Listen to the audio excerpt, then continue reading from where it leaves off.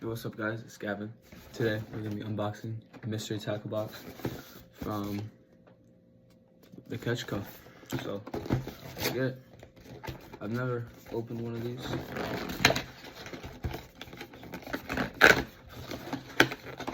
I'm guessing it's just going to have like an assortment of lures and stuff. It's got a nice little round box.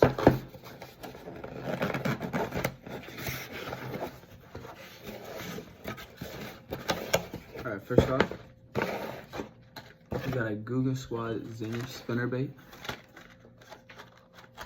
This looks really cool. It's kind of like orange and purple, kind of like pumpkin green, Cinco, kind of on a spinnerbait.